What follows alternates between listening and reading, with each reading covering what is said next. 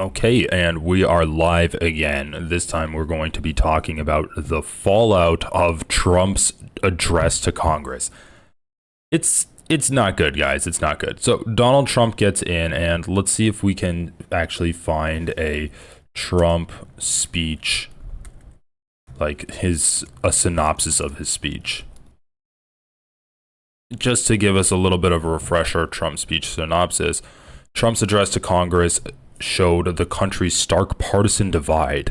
That's an interesting way of putting it. Now, we're not talking about blatant imperialism, like literal land grab imperialism, by talking about invading Panama or invading Greenland, annexing these places, taking it over. Washington, AP. A president's speech to Congress, even without the formal gloss of a State of the Union address, is typically a time for a call to national unity and predictable claims about the country being strong. But that wasn't President Donald Trump's plan. His speech on Tuesday night was relentlessly partisan, boasting about his election victory and criticizing Democrats for failing to recognize his accomplishments. So one thing that there were a few people leaving. So Al Green got kicked out, and we can take a look at that. And then there were some people also walking out of the speech. I don't think the Democrats should have been there at all. When you have a president who is blatantly disrespecting the entire half of the Democrat, or the entire half of our nation's political group, why even give him the respect of being there? As soon as he started talking, every Democrat in that building should have stood up and walked out. Trump airs grievances and inflates achievements. Trump set a tone of division almost from his first words, calling for his predecessor Joe Biden the worst president in history and chiding Democrats as so stinting in their praise of him they would not even grant him a perfunctory applause. Why would they? He placed himself alongside the country's first president, George Washington, when discussing what he said were the flood of early achievements of his second term. He was speaking to a House divided. Republicans stood and cheered for Democrats. It was silence, with occasional shouts of protest, with the only applause when he announced that Ukraine wanted to restart peace negotiations. And the reason Ukraine wants to restart peace negotiations is because the United States stopped funding their defense efforts. So it's not like Ukraine actually wants to do this because they're done fighting Russia. They want to start peace negotiations because they're all going to fucking die if they don't. Trump leaned hard into cultural flashpoints, his opposition to affirmative action, diversity programs, and transgender rights. He inflated the scale of his victory in November. I mean, dude, this is so disheartening to see that now we are at his opposition to transgender rights is just a completely acceptable sentence today. When you have people, when you have trans people, and at first it was, I just don't want my kids to be trans, or I don't want I don't want my kids to have surgery. And now it's, I don't want them to transition socially. I don't want them to transition socially. Now it's, I don't want them learning about trans people in school. Now it's, you can't have trans people anywhere in the country because you could potentially influence children. This is just a complete degradation of the human rights of trans people in this country that we're seeing before our very eyes. He inflated the scale of his victory in November, the margin of which was actually among the smallest in American history. The tenor was more of that of a campaign speech than an address to Congress. In a stunning breach of protocol and a measure of the fractious politics, one Democrat, Representative Al Green of Texas, stood up and shouted at Trump, gesturing toward the president with his cane. He refused to sit when asked by House Speaker Mike Johnson, who ordered him removed. I mean, every single Democrat should have done this. Every single Democrat, one after the next, should have stood up and heckled Trump and be forcibly removed from the House. Trump described Democrats as a lost cause. There's absolutely nothing I can say to make them happy, he said. Trump warms on Zelensky after days of hammering the Ukrainian leader. He has been unsparing in his criticism of Ukraine's President Volodymyr Zelensky, but towards the end of his address, Trump read from a letter from Zelensky he had received earlier in the day. The letter reads, Ukraine is ready to come to the negotiating table as soon as possible to bring lasting peace closer, Trump said. Nobody wants peace more than the Ukrainians. My team and I stand ready to work under President Trump's strong leadership to get a peace that lasts. He says, my team and I stand ready to work under President Trump's strong leadership. He's literally glazing himself in the third person. That's hilarious. He's like, I'm ready to work under my own strong leadership. I'm a great leader and I lead myself really well. It remains to be seen if the letter will mark a detente in the long, complicated Trump-Zelensky relationship. Okay, and then last week, J.D. Vance pissed himself sitting on the couch, yelling at Zelensky. Trump blames the soaring price of eggs on Biden, not bird flu. Holy shit. The president gave voice to a frustration of many Americans over rising costs of groceries, particularly skyrocketing costs of eggs, but blamed Biden instead of the bird flu. Joe Biden especially let the price of eggs get out of control, and we are working hard to get it back down, Trump said. Seats are empty on the Democratic side of the aisles. They hold up protest signs with fellow Democrats as President Donald Trump addresses a joint session of Congress. This is so dumb. Who had this idea? What sends a stronger message? You holding up dumb little signs that say Musk steals? Which, once again, people don't care that Musk is stealing. Hold up signs that say tax the rich, or fire, or even fire Musk, or arrest Musk, or Musk is the president. Musk is the shadow president. Musk steals, protect veterans. This is, God, the Democrats are they're stuck in amber. His agricultural secretary, Brooke Rollins, said last week that egg prices could still soar more than 40% this year. Yeah, and that's downplaying it. The main reason egg prices have increased to a record average of $4.95 per dozen this month is that more than 166 million birds have been slaughtered to limit the spread of bird flu. The administration announced the USDA will invest another $1 billion on top of the roughly $2 billion that it has spent battling bird flu since the outbreak began in 2022. The looming presence of Musk. Trump lavished praise on Elon Musk, the billionaire who is tasked with overhauling the federal government and workforce. Democrats tried to verbally fact-check the president by shouting false at some of his assertions of success. Musk, seated in the gallery above, stood when Republicans applauded him. Democrats held signs that said, Musk steals. The president said that Musk has found hundreds of billions of dollars of fraud, vastly overstating his team's accomplishments. For example, many canceled contracts were already fully paid, meaning the government received no savings. Oh, that's so funny. He was dressed more formally than usual, wearing a dark... Okay, I don't care what he's dressed as. Trump pressed forward with tariff fight. So he talks about the tariff. Trump offers something for everyone. For rich foreigners, he talked up his plan to introduce a $5 million gold card, giving the wealthy preferred immigration status. We will allow... Okay. Trump also made his case that he's for the everyman, redoubling on campaigning promises to pursue 3 legislative efforts that could have huge impact on working Americans. I'm calling for no tax on tips, no tax on overtime, and no tax on Social Security. That's his own... That's his plan to help people out? Just saying, I'm not going to tax your tips or your overtime. If you work really hard, then you can somehow not get taxed a tiny little bit. But I'm going to cut every social safety net that you've relied on.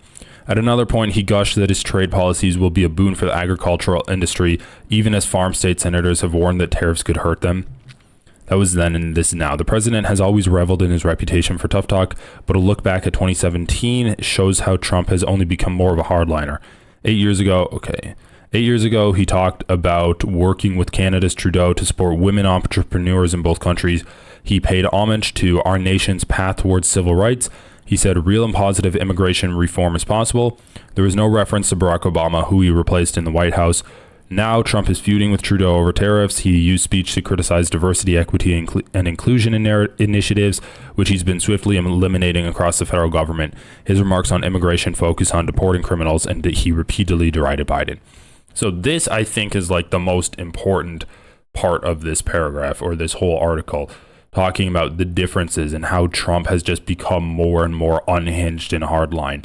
And back then, he said real and positive immigration reform is possible. Now he's just deporting millions of people, or asking to deport millions of people, and saying that he wants to close the border. So that was his speech. I want to take a look at, let's see, Fox. I want to take a look at some of the reactions to this speech. So let's take a look at Fox News' speech. And obviously, they're just going to be like glowing over it. Trump earns largely positive speech reaction, but ejected Dems' behavior wildly.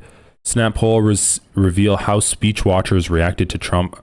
I don't really care about that too much. What is this? President Donald Trump's speech lasting more than 90 minutes was it was so long. Most people who watched it had a positive opinion of what he spelled out in his speech, according to Snap polls. Okay, what Snap poll? Okay, whatever. What's this? Fox 32 Chicago? You just saw President Trump deliver to the nation. Political reporter Paris Schutz is in Washington tonight. Paris, what did you see? Yeah, Scott, we see a bunch of motorcades leaving the Capitol right now. And Tchaikovsky boycotted altogether. There were others who walked out during this trade war. Other countries have used tariffs against us for decades, and now it's our turn to. Jan Tchaikovsky boycotted altogether, saying if Trump refuses to follow democratic norms, they won't honor this one. I'm going to watch what he says. I'm going to watch it, but I don't want to be in the room with someone who has done so much intentional harm on the American people. Meanwhile, Illinois Senator Tammy Duckworth, suffering from illness, took a different approach. I actually have walking pneumonia right now, which is why I have my mask on. But I thought it was really important to honor the institution of the United States, and I think it's important to listen to President Trump. One of Trump's guests of honor, Elon Musk, leader of Doge. Why? Why is it important to listen to Donald Trump? What institutions are you? What, the institution where the president talks to Congress every 2 years because that's such an important institution? Or like to give Congress your 2-month report card and to talk about what your plans are for the future? That's so important. Because why? Why is that possibly important? This is an antiquated tradition that we have that stems from a time when we didn't have social media, where you couldn't just like get into the brain of the person who's posting 24/7. It would be more important if Elon Musk gave a speech than Donald Trump. But no, we have to respect the institution. T says, the stock markets are crashing, inflation is rising, tariffs are increasing car prices by 10 to 20%, and our nation's first felon president is ruining the last century of relations with our allies. Yep. But don't worry, he's forging new allies with Russia. And we're going to split Ukraine between Russia and America. So, let's take a look. Whoa. My computer is breaking down. Wanted to look at Al Green kicked out. I mean, it's not the State of the Union, but I want to look at the... Mr. Speaker, the President of the United States.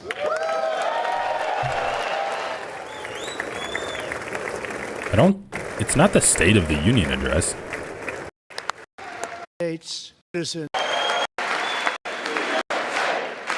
second protection than most momentum per options. That's your warning. In the House, members are directed to uphold and maintain decorum in the House and to cease any further disruptions. That's your warning.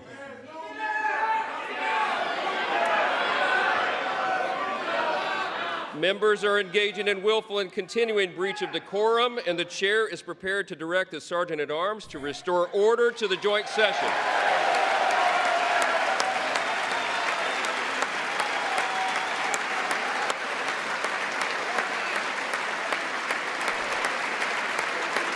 Take your seat. Finding that members continue to engage in willful and concerted disruption of proper decorum, the chair now directs the Sergeant-at-Arms to restore order. Remove this Oh my from the God, dude. Trump's little smirk as someone that's actually resisting against his perfect pageant is that's evil. So I need more of this from the Democrats, because I need the Democrats to channel some of the anger that their constituents are feeling. And instead, we get stuff like this, where this is the official response of the Democrats, Alyssa Slotkin's remarks afterwards, and this sent me yesterday. So we'll play a little bit of this.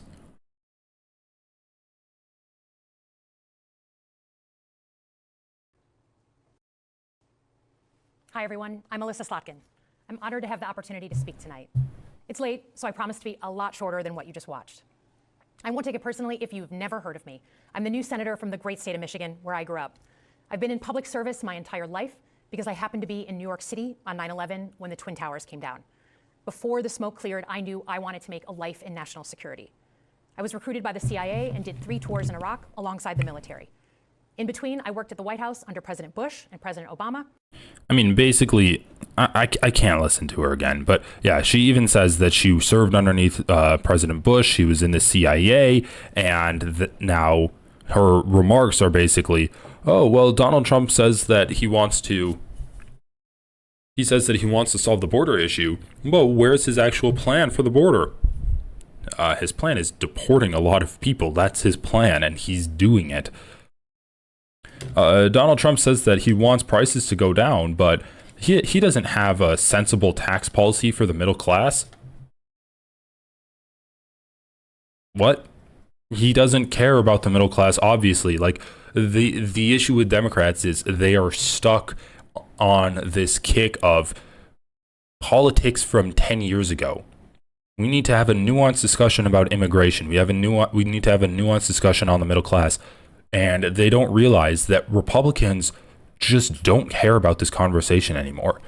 They have gone to the far extremes, the most extreme thing possible on all of these issues. When we're talking about tax cuts for the middle class, all that Republicans care about is cutting taxes for the rich. They don't care about the middle class at all. They'll say they cut taxes, and the taxes will actually go up for people in low and middle class income brackets.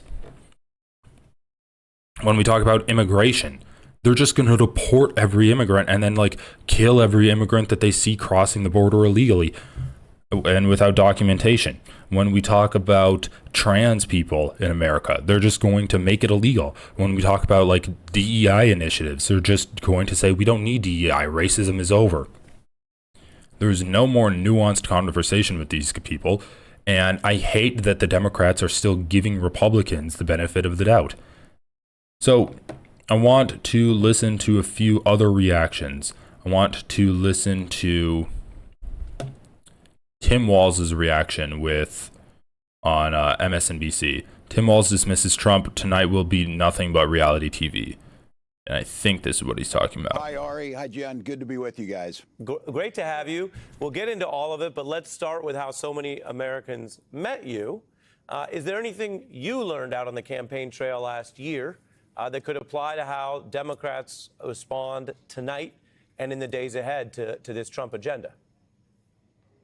Yeah, look, Donald Trump's a showman. This is a dog and pony show tonight. He's not going to lay out anything that improves the lives of Minnesotans, but he fills the space. And I think the thing I learned is we have to go into every space, because what was clear is not enough Americans believe that we as Democrats, or Vice President Harris and myself, were on their side, and we are. Our policies are popular, but that didn't resonate. And he's going to come out there tonight, and he's going to get cheers from a bunch of lapdogs that'll kiss his boots. The same people who won't go see their constituents, because what they know is firing veterans from the VA, not a good idea. Putting tariffs on farmers, not a good idea. Cutting the folks who are trying to reduce the risk of a highly pathogenic avian influenza, not a good idea. And so I think the thing I learned is we need to be in every space, everywhere. Saturday night, I was up in Helena, Montana. Look, we have got to take that message, because we have got to believe ourselves that our message is about improving the lives of middle-class folks. Donald Trump cannot and will not do that. So I expect, it'll just be nonsense. It's bread and circuses tonight. We need to be out there giving real examples of real things that improve lives. That's beautiful. Did I close that tab of her speech? I might have closed that tab. But compare that to what Alyssa Slotkin, who's a representative of like what the Democrats who are in power now wish that the Democratic Party will become in the future. She says we need to have engaged constituents and principled leaders. What the engaged constituents and principled leaders? She's essentially saying have the constituents do all of the work. I'm just going to sit here and be principled.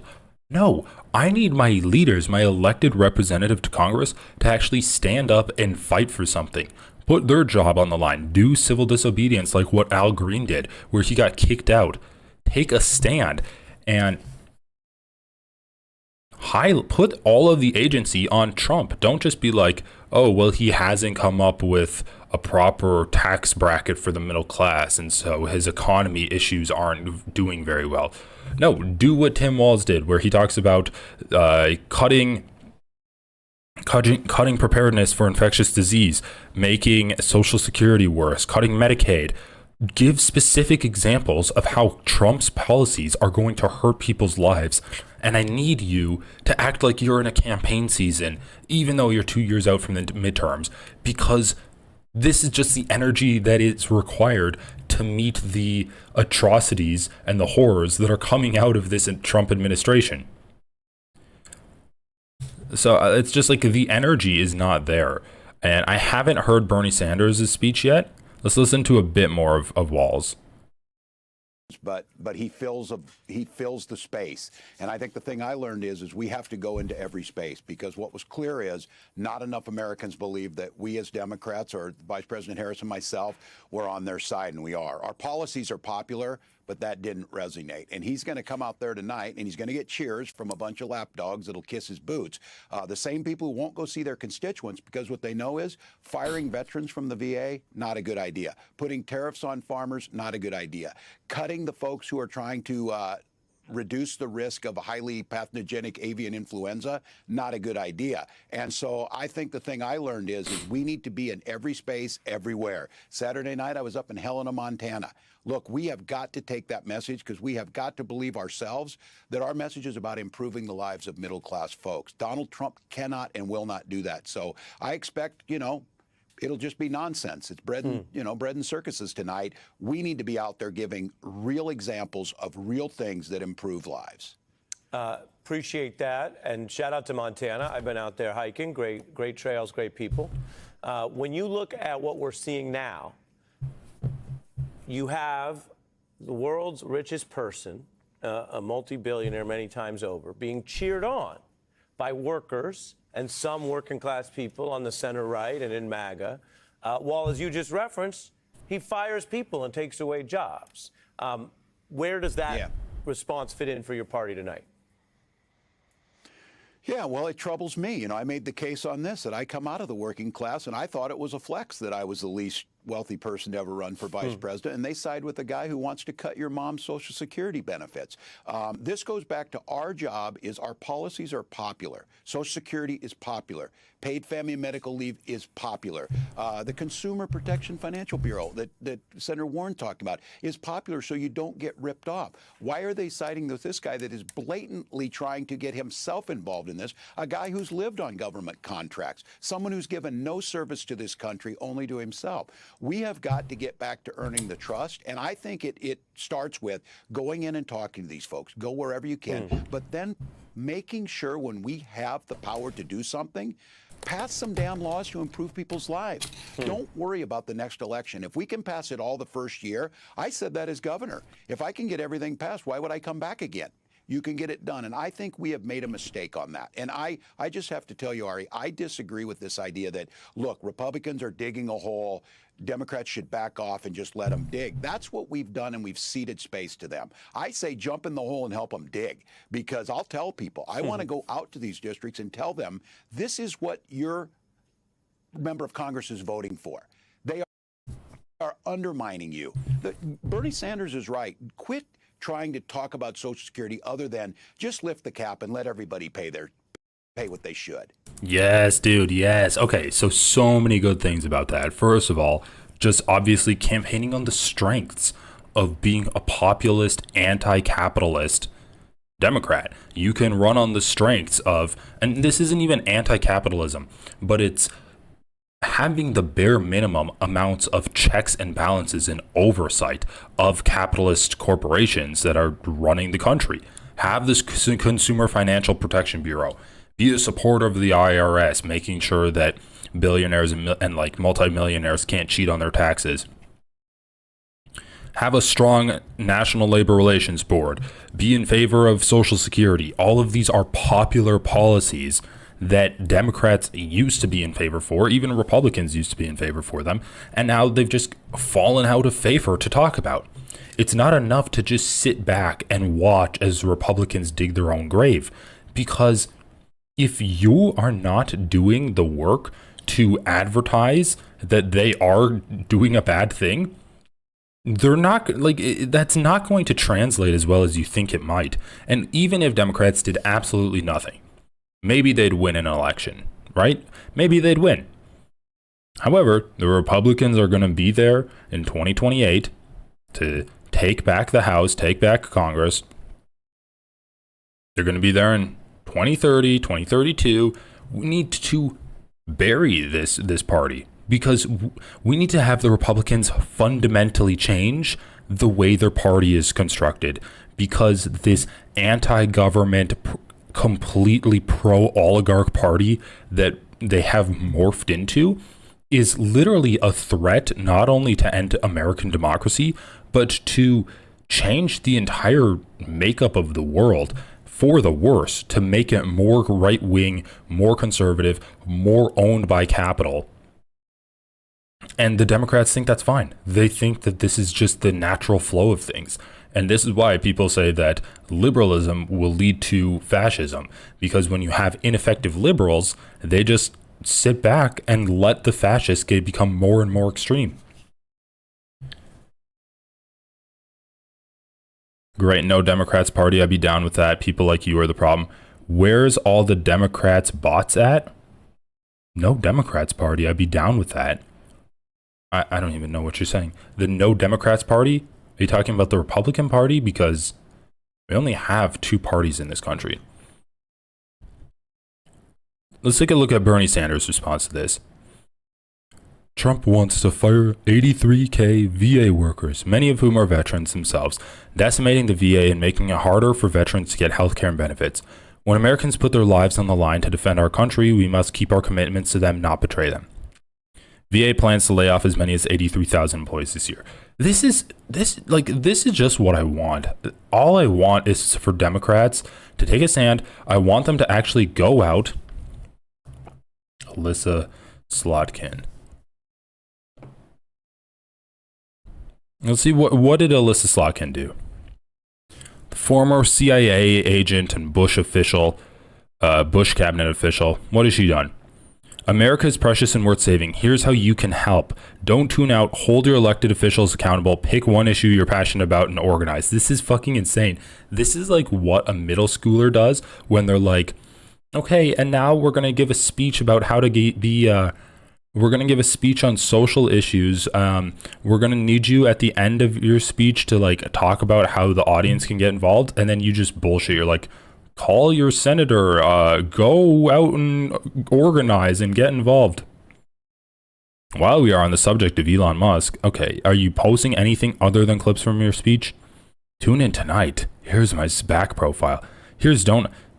Today is a big day for me, Potchki Day. Okay, those are good, but can you campaign and not just yourself and saying I like Polish donuts?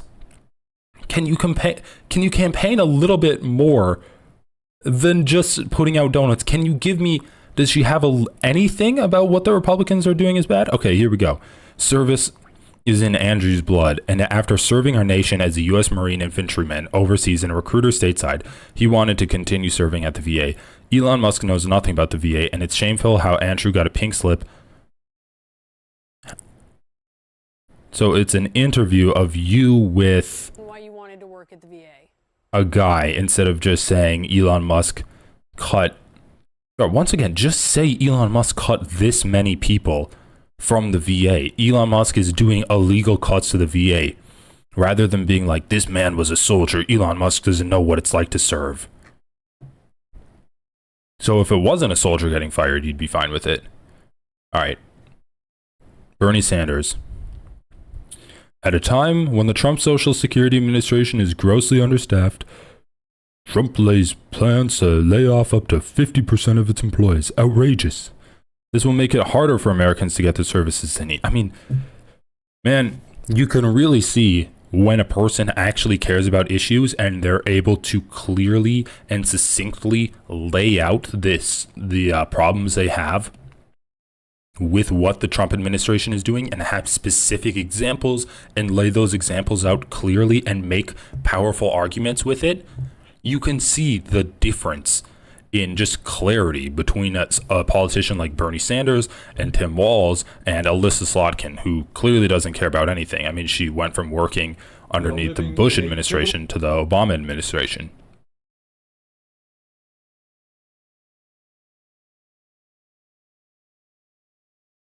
Moment in our country's history, facing unprecedented challenges.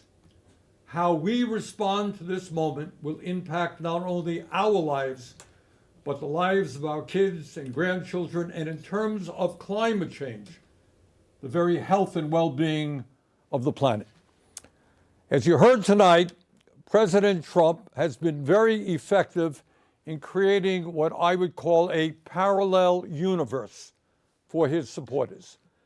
A set of ideas that either have no basis in reality or in the great scheme of things are nowhere near the most important concerns of the American people. And one way that he does that is through the concept of the big lie, and boy, did we hear that tonight. You say something that is grossly false, say it over and over again, and have right-wing social media blast it out endless times until people actually believe it. And then, rather than address the real issues facing the American people, the struggles that the American people are facing, we find ourselves wasting endless amounts of time discussing Trump's absurdities. Let me just give you a very few examples. Trump claimed that the 2020 election was stolen from him and that he won by a landslide. Remember that? A lie. Trump claimed that the January 6th insurrection was a day of love. A lie. Trump has claimed that millions of undocumented people voted and do vote in American elections. A lie. Trump has claimed that climate change is a hoax originating in China. A lie. Trump has claimed that Ukraine started the horrific war with Russia. A lie. And tonight, just tonight, Trump claimed that millions of dead people between the ages of 100 and 360, I guess, were collecting Social Security checks. And that is an outrageous lie intended to lay the groundwork for cuts to Social Security and dismantling the most successful and popular government program in history. So let's be clear about that. Well over 99% of Social Security checks are going out to people who earned those checks. 70 million Americans. Nobody who was 150 years old or 200 years old or 300 years old is receiving Social Security checks. And on the lies go. Now, the purpose of all of this lying is not just to push his hateful right-wing ideology. It is not just to try to divide us up. It is more than that. It is a masterful effort, and you saw that tonight, to deflect attention away from the most important issues facing the people of our country. Issues that Trump and his billionaire friends do not want to address because it is not in their financial interests to do so. Trump gave his State of the Union speech tonight. But if you listen closely, that speech had very little to say about the State of the Union, about what is really going on in our country. That's true. There's a lot of stuff about there's a lot of stuff about like high profile cases of immigrant crime. It was, we were going to basically kill all trans people, or at least not have them be publicly visible. And it was just Trump being aggrieved. I guess he mentioned that eggs were high and it's Biden's fault. Especially for working families. Trump spoke for over 90 minutes, although I must confess it seemed a lot longer than that, and he almost completely ignored the issues that are keeping working people. She loved animals. She just didn't love the animals, the dirty animals that killed her. But she was such an animal lover. She'd be devastated because of all the bird flu going on.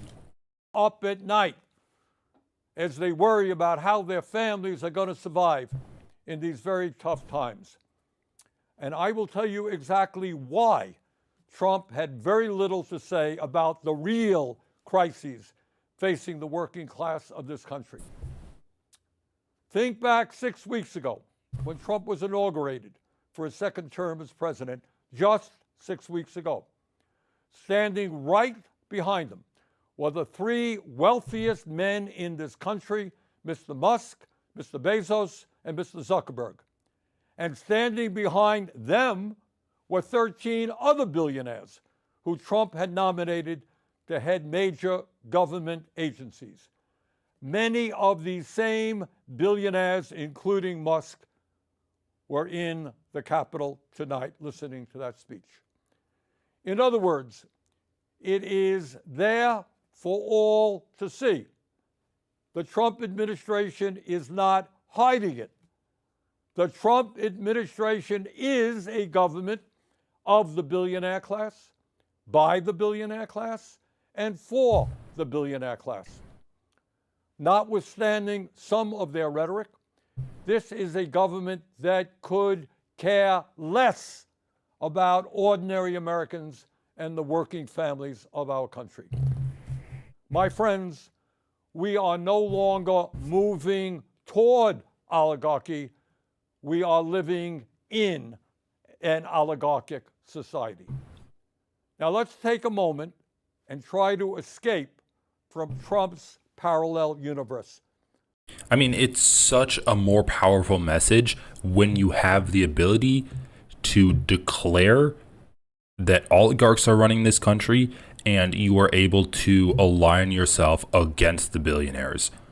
Compare that to people like Hakeem Jeffries, who are begging the Silicon Valley donors to give them money and that don't worry, like, we're going to support you guys too. Or Alyssa Slotkin, who couldn't even bring herself to utter the words that we need to tax the rich. No, all she has to say, the only thing that she's able to say is that, oh, Elon Musk and his Doge crew, that's illegal. It's like, no, listen, even if it was legal, I would still be against it principally, because I don't think that billionaires should be a thing. There shouldn't be that level of wealth all collected and compressed inside of the hands of one person. That should not be the case. And it's just so stark. I mean, we looked up the numbers yesterday. It's about $460 billion in terms of Trump's cabinet officials' net worth. If you take out Elon Musk, it's still $60 billion of cabinet official wealth compared to the second highest presidential cabinet net worth, who was Donald Trump in 2016 with $4 billion. Compared to the third highest, it was Joe Biden with like $100 million. That's the difference in wealth that we're talking about. You know what the difference between $100 million and $4 billion is? $3.9 billion. It's like, it's not even close. The universe that you heard tonight. And let's do something really, really radical. Let's actually take a hard look at the problems that Americans are facing. Today, 60% of Americans are living paycheck to paycheck. Unlike Trump, I grew up in a family that lived paycheck to paycheck, and I know something about that reality. It means that every day, millions of Americans worry about how they're going to pay their rent, pay for childcare, pay for a doctor's visit when they get sick. They worry about what happens when their car breaks down and they can't afford the $1,000 it costs to get it fixed, and what happens when they can't get to work because they don't have a car. They worry about how they can afford to buy healthy food for their kids when the price of food is off the charts. Funny? I heard Trump speaking for 90 minutes tonight. I didn't hear one word from him about the economic reality facing 60% of our people, or the enormous stress that they are living under.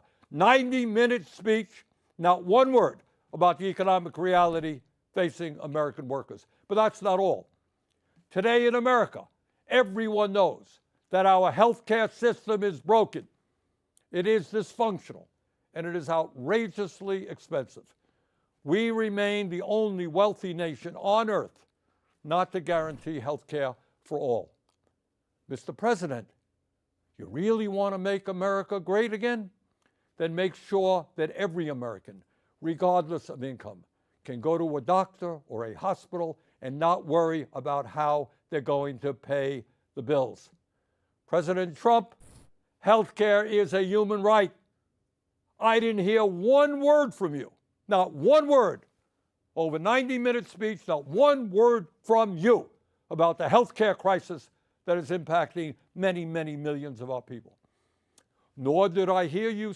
Yeah, and I mean, we know the reason, the healthcare crisis and the fact that people are living paycheck to paycheck and they can't even afford to take a day off to go go to the doctor or take care of themselves for like a mental health day. They can't afford to do that. That's all by design. That's because the more desperate people are, the more money that these oligarchs are making. It's just, if you get rid of government services for people and you make their lives harder, the corporations are going to get more power as a result over the people that are employed by them.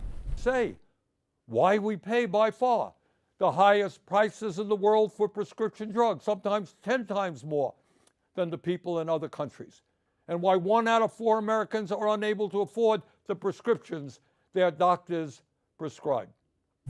Not one word about the outrageously high cost of prescription drugs. Mr. President, we have nearly 800,000 Americans who prescription are drug cost lowering Over 20 legislation. million of our people spend more than half of their limited income on housing. We have a major housing crisis in America. Everyone knows it, apparently, except you, because in your speech tonight, I didn't hear you mention the housing crisis. This is so much better than what Alyssa Slotkin had, where she's like, oh, he wants to pass tax cuts for the rich, but where are his tax reforms for the middle class? The issue with the middle class isn't their tax bracket. That's not the issue with getting into the middle class or maintaining your place in the middle class. Oh, I'm getting taxed too much. No, it's that you go bankrupt if you have a hospital stay. You go bankrupt if like someone in your family dies and you need to pay for a funeral for them.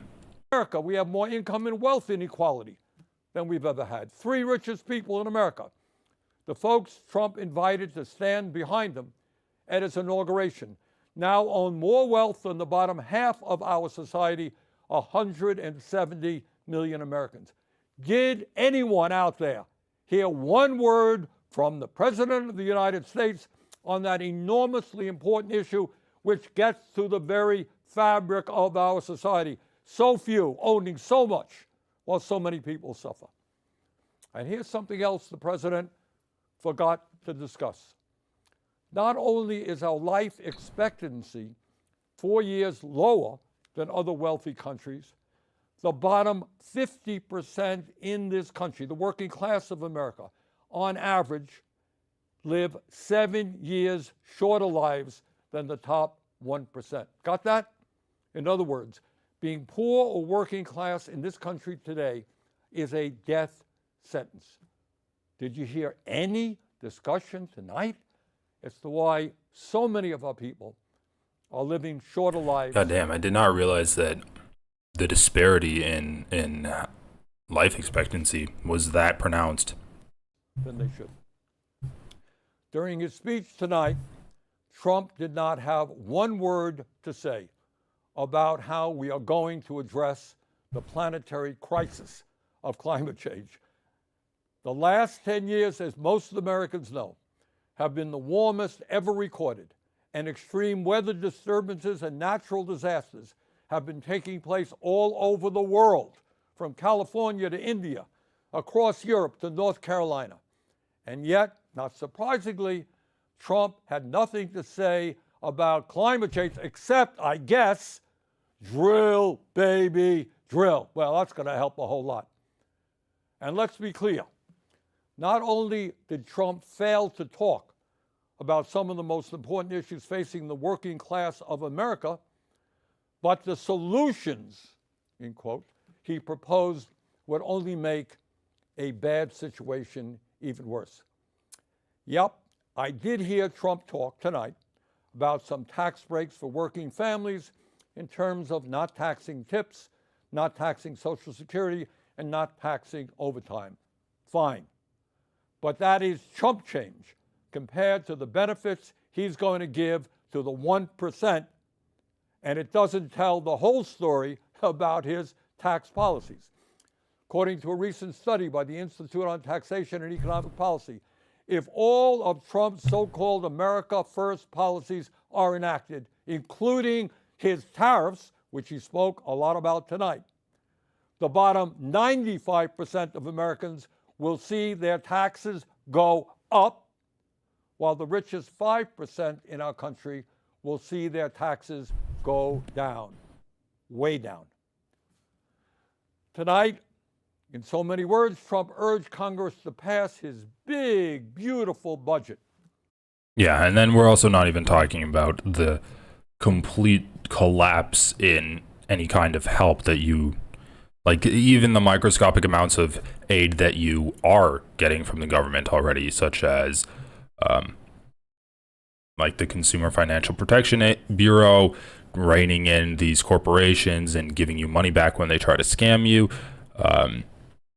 Obviously, like Medicaid getting cut and how that's a big issue. And so, yes, your effective tax are going to increase, and you're also getting less services from the government, while corporations and the super wealthy are getting tax cuts.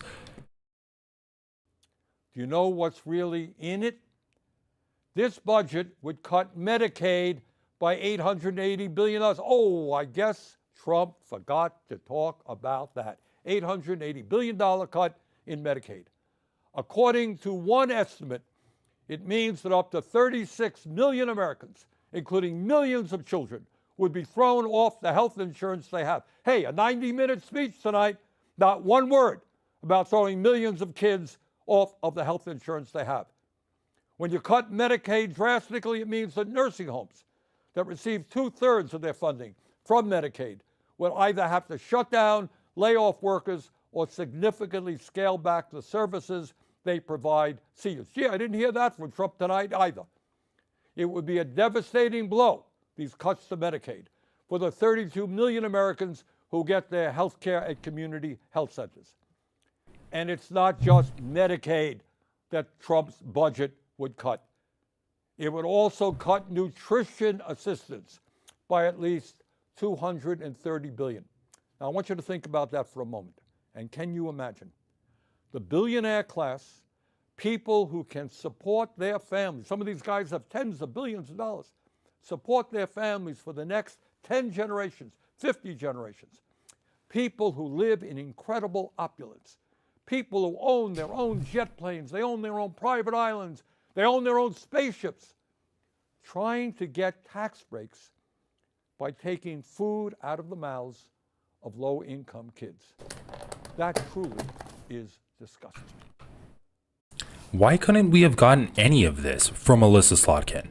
Like, I'm gonna have to do it one more time and go back to her speech, because it was just shocking how poor it was at actually addressing the real life material harms that are going to come from a Trump presidency, and especially if he codifies his budget by pushing it through Congress and doesn't just have Doge illegally slashing spending. What we are seeing is the Robin Hood principle in reverse. Taking from the poor and giving to the rich and the very, very rich. And here is something else Trump has been doing. For the past several weeks, he and his good friend Elon Musk, who was up there in the audience tonight, have been throwing hundreds of thousands of federal employees off their jobs. Now, I know some of you are saying, well, that's too bad, but that's the federal government, not me, it's not me, it's just those guys who work for the federal government. But I want you to think about this. Think about it for a moment. If Musk and his friends can arbitrarily throw federal workers out on the street today, what do you think that Musk and his fellow billionaires will be doing tomorrow when artificial intelligence and robotics explode in this country? Do you think they'll give a damn about you and your families? No, they will treat you exactly the way they're treating federal employees today. You will be out on the street as well. But it is not only absurd domestic policies that we've got to fight. For the first time in our 250-year history, we have a president who is turning his back on democracy and allying us with authoritarianism. No, we must not abandon the people of Ukraine who were invaded by the Russian dictator Vladimir Putin. We must always stand for democracy, not dictatorship. Let me be very clear. Regardless of where Trump is taking this country, here's what I think and what I believe the American people want. No words about Palestine, huh, Bernie? Maybe, well, there's still 6 minutes left. Maybe he'll actually say something, but yeah, it's kind of par for the course for a sitting senator in the United States. We must defend Ukraine from it getting invaded, but Palestine? What? I've never heard of that before. But just to get back to a point that he made earlier in the video, it's like, or not super earlier, but just made. It's like any other president fires 200,000 people. They just cut 200,000 jobs. They should automatically lose. Like that should, the opposition party should be shouting that from the rooftops 24/7. But the Democrats just don't have the same kind of propaganda machine. They don't have the same kind of drive that the Republicans do. They don't need Fox News to go on and on and on. They can put in the work. But the only people that seem to be willing to put in the work to actually hammer it home and repeat these talking points over and over and over again are guys like Bernie Sanders, Tim Walz, AOC, and then progressive pundits too. The rest of the Democratic Party just feels like they don't need to do anything. It honestly seems it comes off as they feel like they're above having to repeat this. And Alyssa Slotkin said the line that the Democrats are thinking: we need engaged constituents and principled leaders. So they see their job as not being engaged and just being principled and sitting above it all, while it's their constituents and the people on the ground that aren't actually a part of the machine of government. They go out and they do all of the hard work. They're just going to sit there and be principled while everyone else does all of the hard work. Want us to do. They want us to end a corrupt campaign finance system. Well, golly gee, I didn't hear Mr. Trump talk about that tonight. A corrupt campaign finance system which allows a handful of billionaires to buy elections. It is beyond crazy that someone like Elon Musk can contribute over $270 million to help get Trump elected, and then he gets to run the government. It is absurd that any member of Congress who stands up to Netanyahu's brutal war in Gaza can expect to be opposed by millions of dollars in campaign contributions. Ooh, he did mention Netanyahu's war in Gaza. The American people want Talks about AIPAC. AIPAC primarying Democrats. And that's another reason why you should, everyone listening, you should call your congressperson and demand they ban super PACs in Democratic primaries, because then AIPAC loses a massive amount of power. Because AIPAC gains from coming into these small races that don't have a lot of funding and influencing the primary. They've primaried a lot of progressive people out by doing that. Even just the threat of saying we're going to primary you gets people to back off of their anti-Israel stance. They literally wrote John Fetterman's position on Israel. He just sent them he's just like, send us what you want and we'll include that in our campaign platform. This disastrous Citizens United Supreme Court decision and move to the public funding of elections.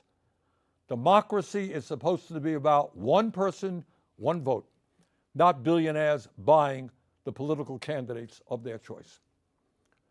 And further, no, we should not be giving tax breaks to billionaires. That's not what we should be doing. We must demand that the wealthiest people in this country start paying their fair share of taxes. We must raise the federal minimum wage of $7.25 an hour to a living wage of at least $17 an hour. We must make it easier for workers to join trade unions, grow the union movement, and prevent corporations from violating labor laws with impunity by passing the PRO Act, legislation that I will be introducing tomorrow. No, we are not going to cut Social Security. Quite the contrary. We must expand Social Security benefits and extend its solvency for the next 75 years by scrapping the cap that allows a billionaire to pay the same amount into Social Security as a truck driver. Too many of our seniors are hurting today for us to be talking about cutting Social Security. Over 20% seniors in this country living on $15,000 a year or less. Further, instead of making massive cuts to Medicaid, we must join every other major country in guaranteeing health care to all of our people through a Medicare for All single-payer program. This is just what's so sorely missing from corporate Democrats. The ability to actually come up with clear and simple policy ideas, specific, clear policy ideas. Strong Social Security, single payer system, Medicare for all. It's like, that's extremely simple. It's repeatable. It's a concise and specific policy idea, and it meaningfully, immediately impacts voters' lives. And what did Kamala Harris run on? Well, she wasn't really policy-brained, I'll say that. And when she did talk about policy, it was all of this means-tested bullshit that was impossible to repeat. And it's not like you can run on that either. It's not a good there were not strong policies to build your campaign around. This is. And just once again, he is positioning himself against the super wealthy, which has become a representative of the Republican Party. This is such a layup, man. This is such a layup. You literally have popular progressive policies that the Democrats can pick up and run with. And if you start repeating these progressive policies, and once again are extremely popular, you automatically set yourself up to be the dichotomy of the Republican Party. You are the opposite of the Republican Party at this point, because they are the billionaires and you're representing populism.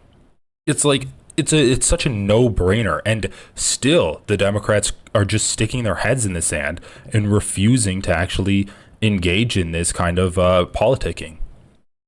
Also take on the greed of the pharmaceutical industry, get them to charge us what they charge other countries, reducing prescription drug prices by 50%. And at a time of a terrible housing crisis in Vermont and in every area of our country, we must build at least 4 million units of low-income and affordable housing. Hey, Spencer, have a good walk. Yeah, sure. Email me the doc. I can take a look at it. That'll be cool. Good luck on your meeting, too. And establish a cap on rent. In a competitive global economy, we need the best educated workforce in the world. All of our young people must have the ability to get a higher education by making public colleges, trade schools, and universities tuition-free and canceling student debt. Yes, we can create millions of good-paying jobs by combating climate change and moving our energy system away from fossil fuels and into sustainable energy. You know, I heard a lot of talk about freedom tonight from Mr. Trump. Well, in a free society, we must absolutely guarantee that it is the women of America who control their own bodies, not the local, state, or federal governments. Now, I know, because I've heard from many of you, that there are a lot of people out there who are feeling angry and frustrated at what's going on here in Washington, D.C. And some of you may feel a bit hopeless. So let me say this. At this particular moment in history, despair is not an option. Giving up is not acceptable.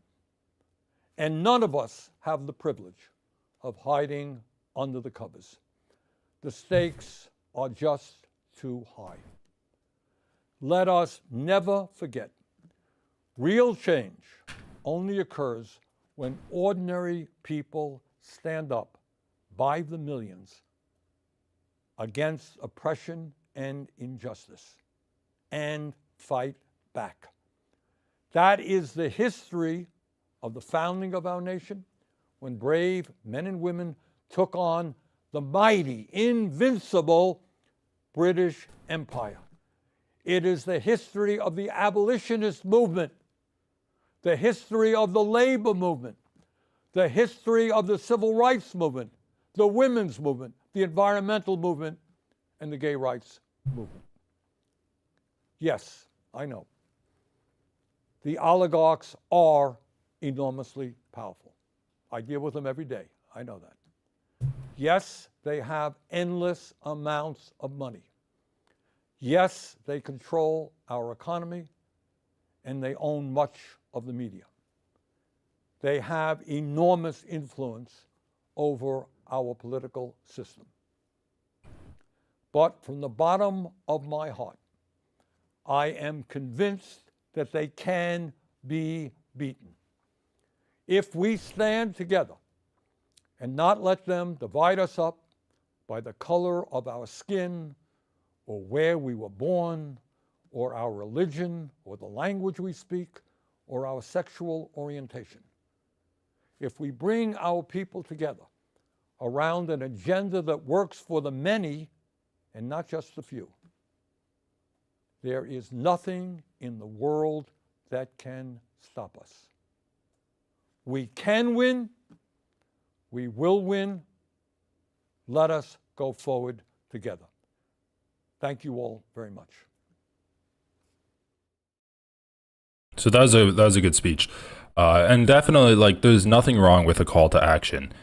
The reason I was criticizing Alyssa Slotkin's call to action is because her messaging was so bad. She didn't give any specific examples of what Trump and Elon Musk were doing that was bad. She wasn't giving any specific examples of policies that Democrats could use to remedy these issues. And then I think that And then also when she's doing the call to action, she's acting like she's above it all by saying that, oh yeah, I'm just going to be a principled, we need principled leaders and engaged voters. It's like, okay, well, can you also be engaged? Bernie Sanders is doing his oligarchy tour, his anti-oligarchy tour. Let's see, what is this? Sanders' fight to kick off round 2 of his Fight Oligarchy tour. He said he would take his rallies against Donald Trump and his billionaire allies to Michigan and Wisconsin next week. Hey, that's this week. The 83-year-old senator's latest trips follow unexpectedly large rallies as he held in Omaha, Nebraska and Iowa City, Iowa. Sanders urged attendees to pressure Republican members of Congress to oppose federal budget cuts and what he calls the nation's rapid move towards authoritarianism. The time to fight back is now, Sanders told an overflow crowd in Omaha. After the event, Sanders told 7 Days he was inspired by the turnout and enthusiastic response, and he vowed to press on with the tour. I mean, this is what we need from every single Democrat. Go to your Republicans' districts and campaign there. Tell the Republicans to yell at their voters. Tim Walz. And I'm sorry, like Tim Walz, AOC, and Bernie Sanders. Look at this. This is what, if you live in a Democratic district and you yell at your representative to do this. The Hill. Tim Walz offers to host events in districts where GOP refused to hold town halls. Minnesota Governor Tim Walz offered to host town halls in districts where Republicans are now refusing to hold them. Because basically, when Mike Johnson was told, oh, look at all of these Republicans getting yelled at in their town halls, Mike Johnson just said, okay, we're not going to hold town halls anymore. Who cares? We don't need to hold them. We're just not going to have that kind of bad PR. And then Tim Walz hears that and he says, that's a shame, Walz said, responding to the GOP news. If your Republican representative won't meet with you because their agenda is so unpopular, maybe a Democrat will. Hell, maybe I will. He continued in a post on social media X. If your congressman refuses to meet, I'll come host an event in their district to help local Democrats beat them. National Republican Congressional Committee Chair Richard Hudson advised House Republicans to avoid in-person town halls with constituents and instead to host phone or live-streamed events. The advice comes after constituents and activists shook up GOP events, expressing frustration over the recent actions from the Trump administration to overhaul the federal workforce. Some events in Texas, Wisconsin, and Georgia were disrupted by people who have shown growing concern about the administration and its Department of Government efficiency. Democrats Mike Johnson said they were paid troublemakers who were looking to go viral. That's what Mike Johnson said. They were paid. They're actually Democrats. Democrats criticized the advice and questioned if Republican strategy was to shut out those who opposed with their, so many typos here, who opposed their action. They make conjecture about that. Of course, that's the plan. Anyway, this is the type of energy that we need. We need campaign mode 24/7, not only to ensure that you win in the midterms, but you need to respond to people when they're feeling lost and when they're feeling like this government doesn't care about them at all. You need to show that you actually care. You're willing to show up. You're willing to put in the effort to fight against this administration's doing. And of course, it's like a campaigning thing, and it's going to help people, or it's going to help you win in the midterms and in 2028. But it's also just like a human thing to do to show people that their concerns are valid. And just hosting a town hall can help people organize, help people meet other people in their area that share similar concerns, and it can actually make people's quality of life better. So I would call your freaking Democrat. Of course, if you live in a Republican district, call them, yell at them, make them do town halls, do everything in your power to make their life a living hell. But if you're living in a Democratic district, call your Democrat. Tell them to do a town hall. Tell them to host town halls in Republican districts and help candidates beat the Republican in the election, in the midterm elections. And that's what you need to do. So Anyway, this is a bit of the fallout of the speech. What else do we have on here? Tariff roller coaster. Oh yeah, so the tariffs are just falling apart.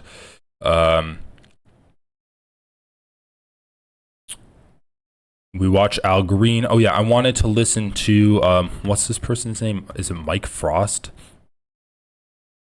Who? All right, who's? I forgot the guy's name. Oh yeah, Maxwell Frost. Maxwell Frost. 1A.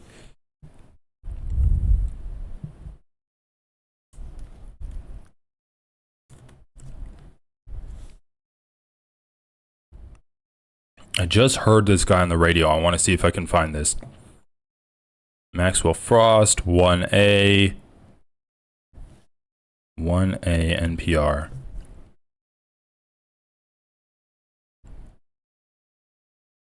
March 4th, scientific method. If you can keep it, Elon Musk's role in the administration. All right, well, maybe they don't have it for today. Yeah. It was today's episode, so I don't think it's uploaded yet. But anyway, let's see if Maxwell Frost did an interview, because he's also been pretty outspoken.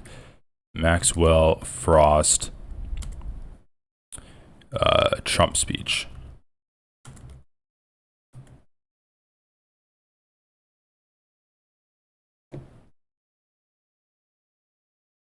We're a country of no kings. Okay, so he talks about walking out.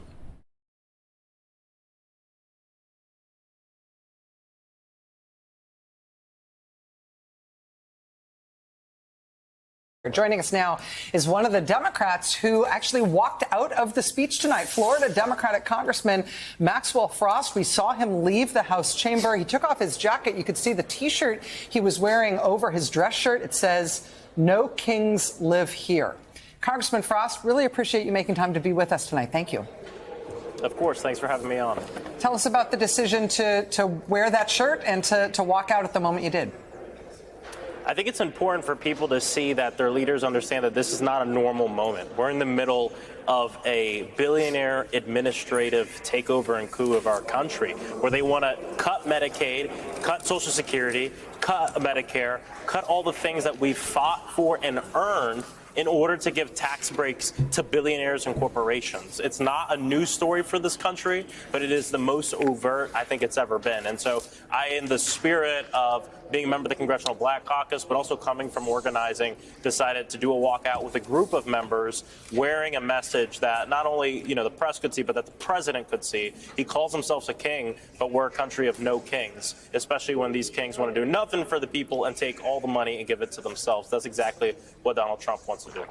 Let me ask about that, the specificity of the message there. I mean, one of the issues that I think the country is sort of having a hard time calibrating, like getting a sense of like how big is this? How different is this from previous political confrontations we've had between people with different ideas about the way the government should run or what we should be doing with our money? Okay, anyway, so yeah, also a good message from Maxwell Frost. Walking out when the cameras are on him is going to be good. Oh my God, Kyle released a response.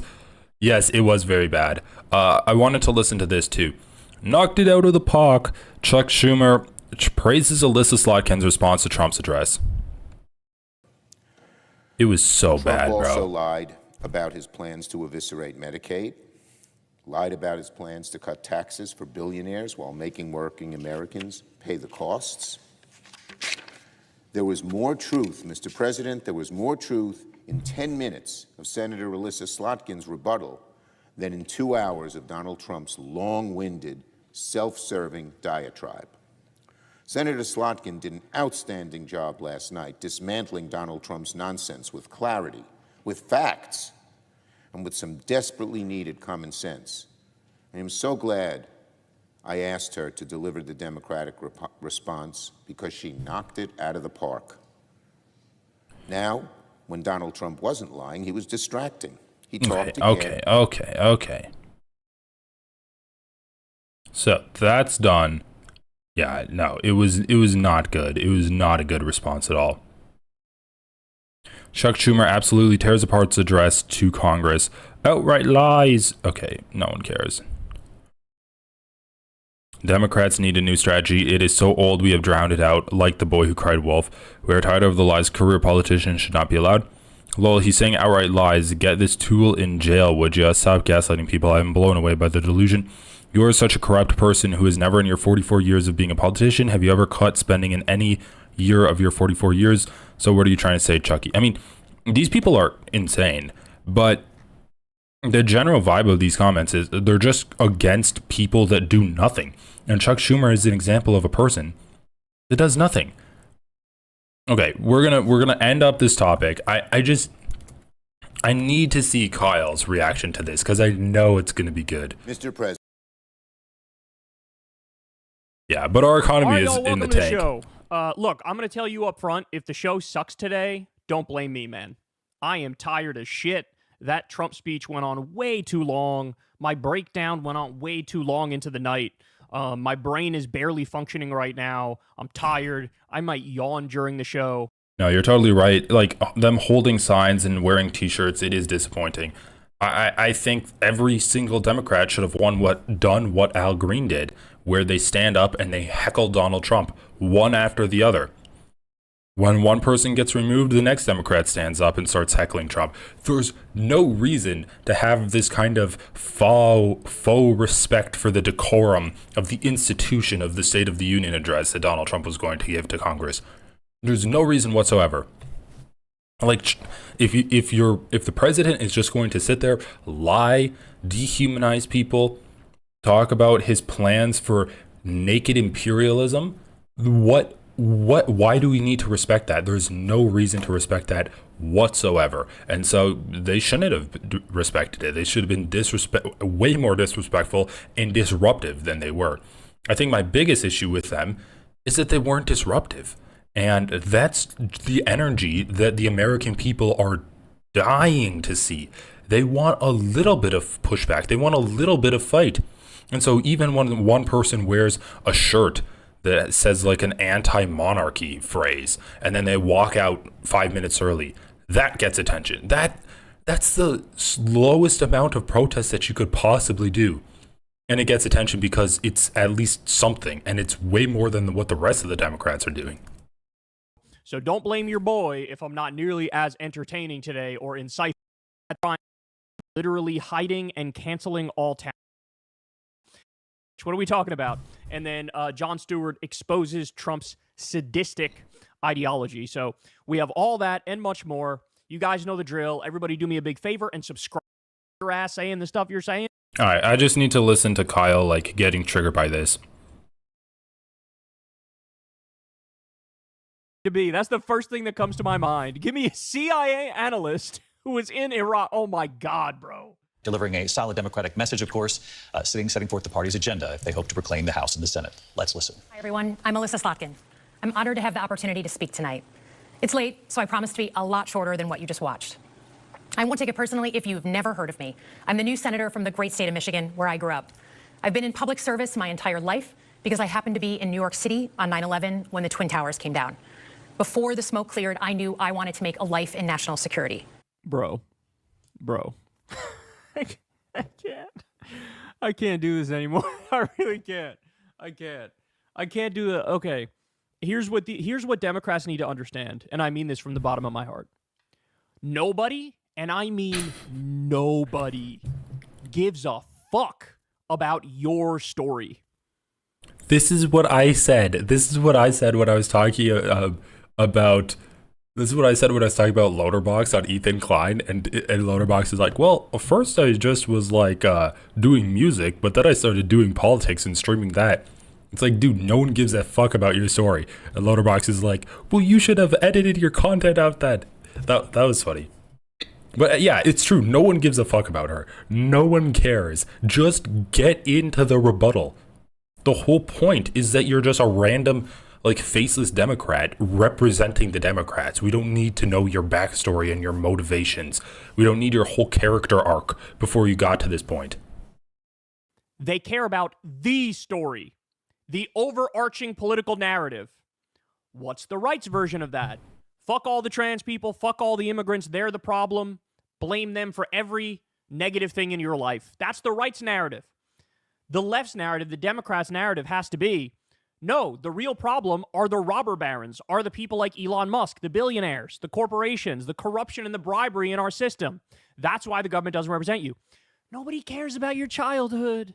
I'm sorry, they just don't. Your family does. Your friends do. We don't. Do you have any watching reruns? 3 tours in Iraq alongside the military.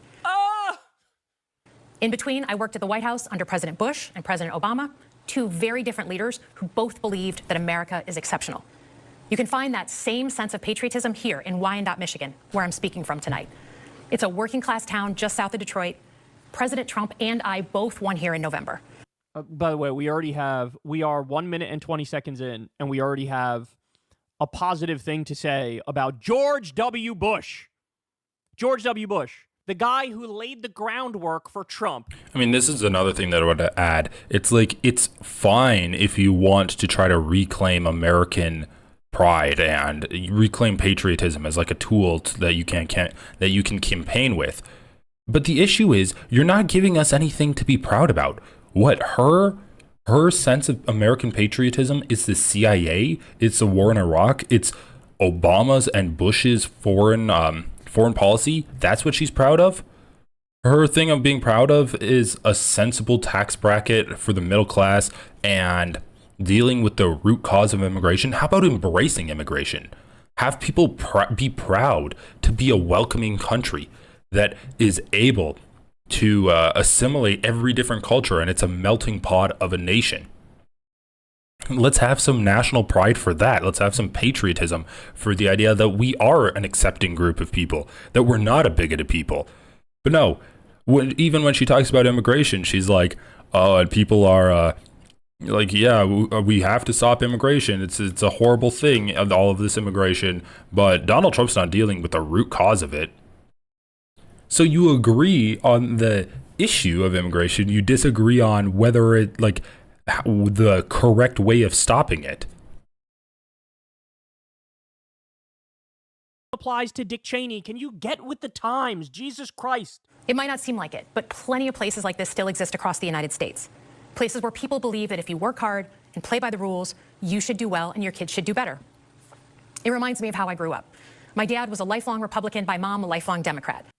Again, 1 minute and 38 seconds in. So far, all I got out of this is me.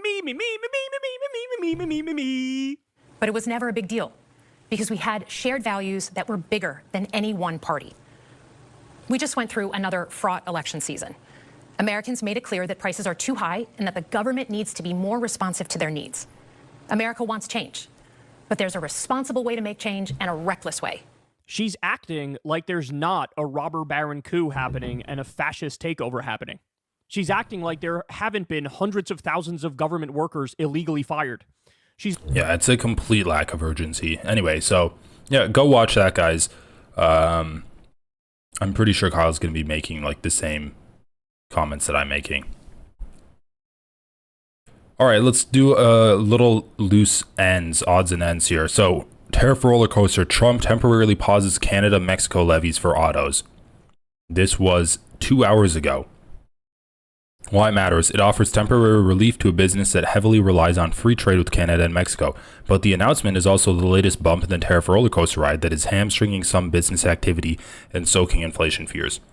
What they're saying, at the request of the companies associated with USMCA, the president is giving them an exemption for 1 month so they are not at an economic disadvantage. Caroline Leavitt said at a White House press briefing on Wednesday. Today, Leavitt was referring to the U.S.-Mexico-Canada agreement, the trade deal negotiated in Trump's first term. She said that requests came from top executives at Ford, Stellantis, and General Motors.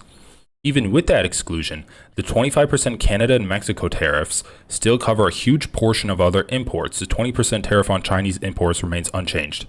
The certainty about the Trump administration policy leaves some companies in a bind. Executives don't know whether or when import taxes will be called off. I mean, it's so crazy that he's literally just playing the economy month to month and expecting like that's not going to have an impact.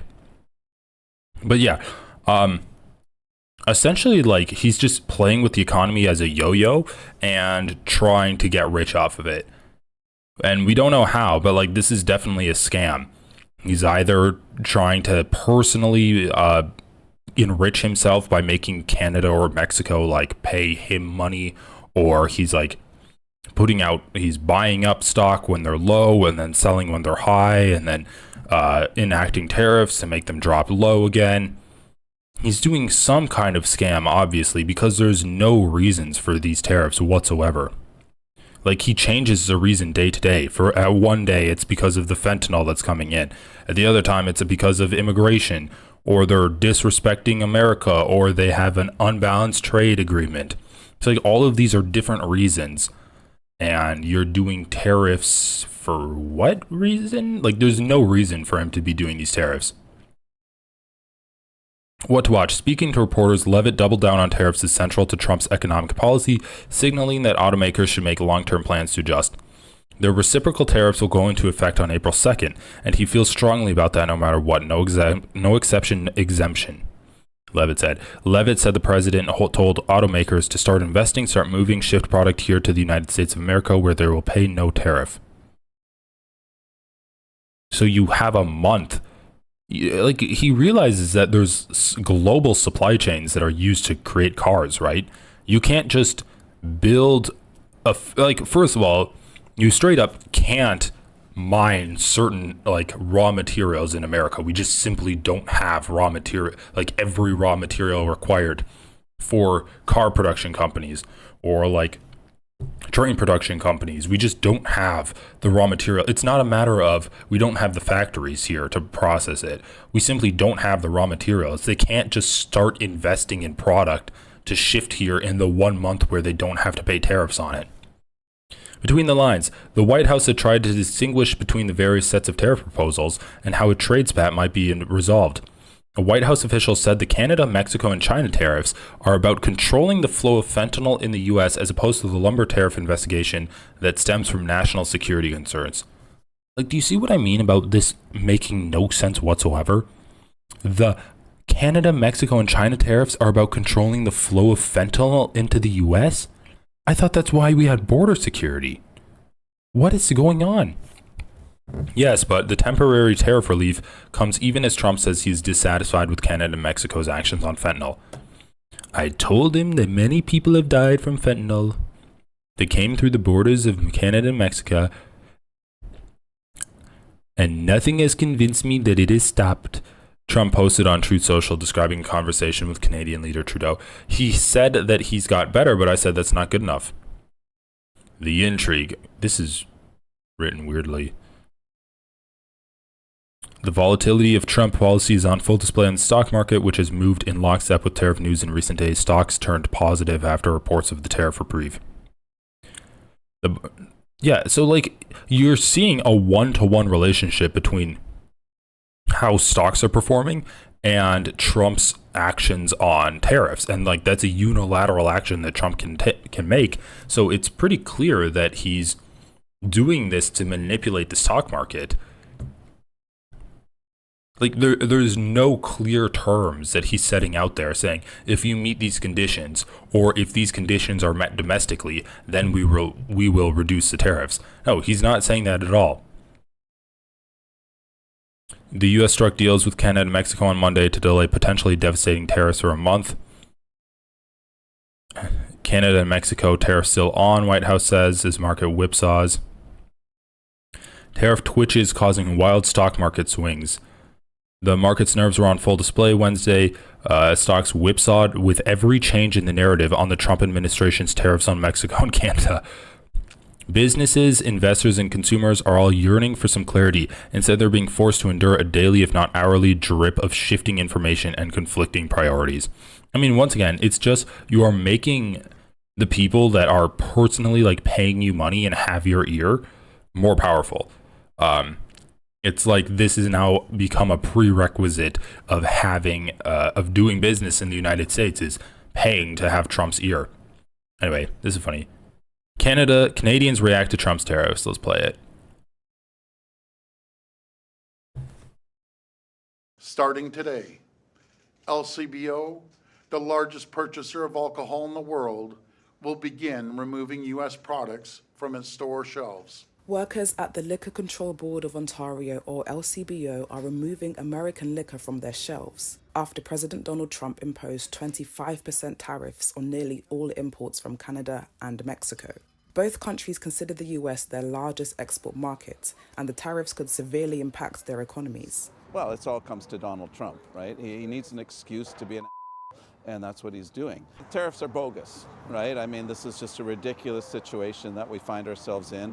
We're the best friends of the United States. I can tell you that Canadians right now are upset, we're angry, we are dismayed. I know of people who have said, I'm not going to ever step foot on that side of the border again. 25% is simply unfathomable. It's unimaginable what it's going to do to our local retailers here, to our manufacturers, to our producers. Canada announced retaliatory 25% tariffs on the US, and Mexico's president says she will announce her tariff response on Sunday. We have tools at our disposal in Canada and in our community to respond to tariffs. We're going to explore all of those options. Canada's a big country. Since Trump's announcement, US Commerce Secretary Howard Lutnick told Fox Business that he thinks the president will meet the neighboring countries in the middle and, quote, work something out. I mean, this is the thing. Like, Trump doesn't actually care about fentanyl at all. Video shows protesters tossing smoke grenades in Serbia's parliament. Damn, Serbia is going off right now.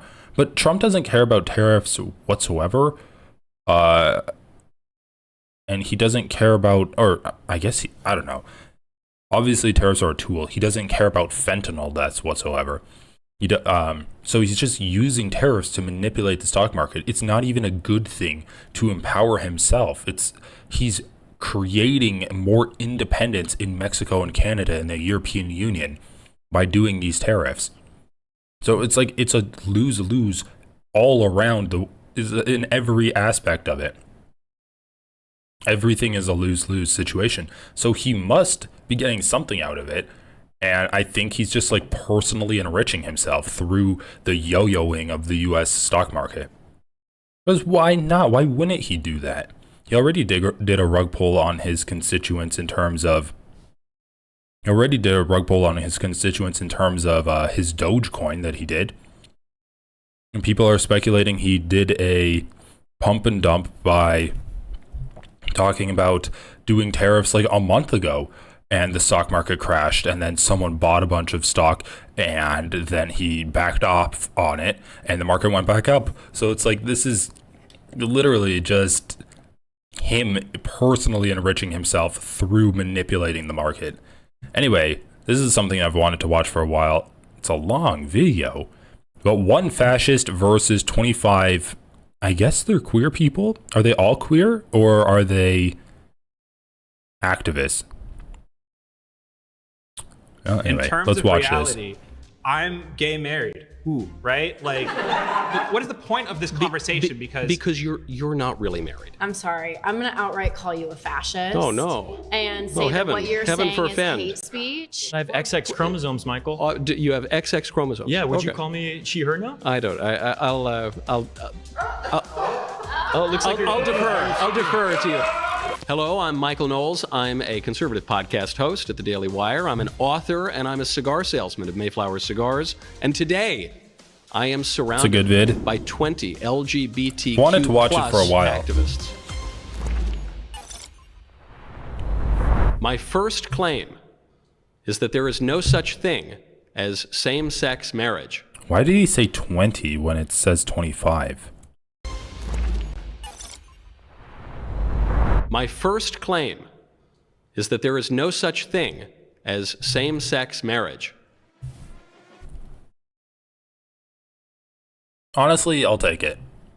I'll take content like this over what we're currently experiencing, because this brings me back to like high school when people were like, oh my God, like trans people, are they real women? Are they not real women? Takes me back to middle school when they're talking about same-sex marriage. It's like, sure, those are arguments that we shouldn't be having because it should just be an accepted part of society that we have trans people, that we have queer people that don't fit into these stereotypical boxes where a man marries a woman and a man wears a suit and a woman wears a dress.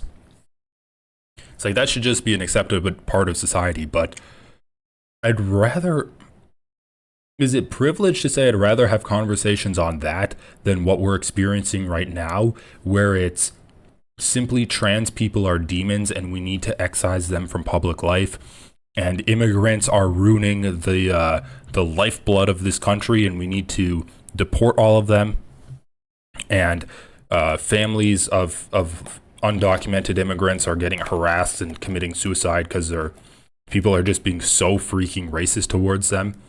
I kind of miss these old-fashioned debates where, you know, it's stupid, but it wasn't the president of the United States saying that trans people need to be removed from public life altogether.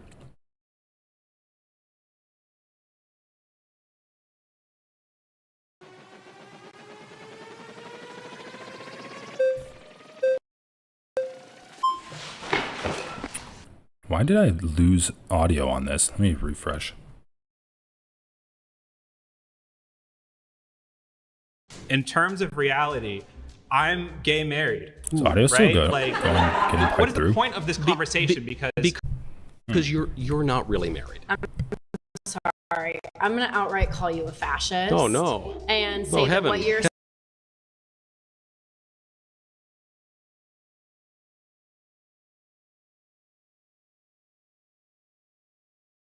In terms of reality, I'm gay married. Right? Like, what is the point of this conversation? Because you're not really married. I'm sorry. I'm going to outright call you a fascist. Oh, no. And say that what you're saying is hate speech. I have XX chromosomes, Michael. You have XX chromosomes? Yeah, would you call me she, her now? I don't. I'll LGBT same-sex marriage.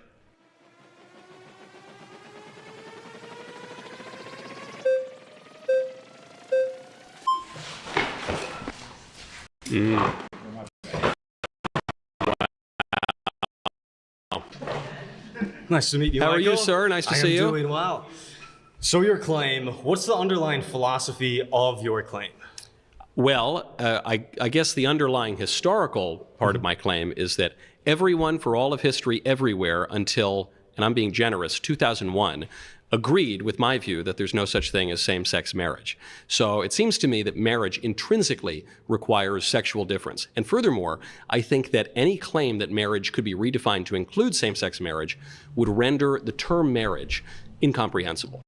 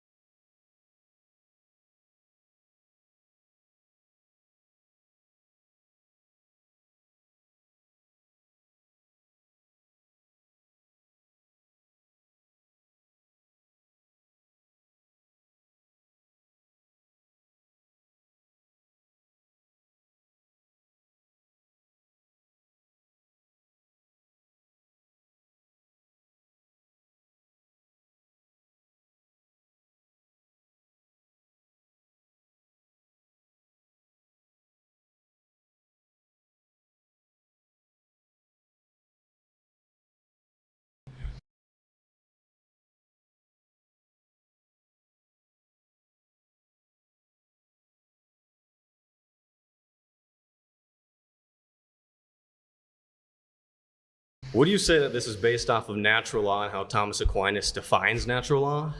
There's a good natural law argument for it, but I think it's based on more than that. It's more than that. Based on anthropology. Well, then would you say that marriage is a set of legal rights or is it a social role? I think marriage is an institution. I think it's the fundamental political institution. I think, getting back to classical philosophy, of course, that man is fundamentally a social animal. So, I think at the bedrock of politics is the unit of the family, and, of course, intrinsic to the family is marriage. But all of those, especially with natural law, is just an assertion without evidence to back that claim, in that we see marriage over time in various cultures has been different things. In which cultures would you say you see same-sex marriage? I did not say same-sex marriage particularly.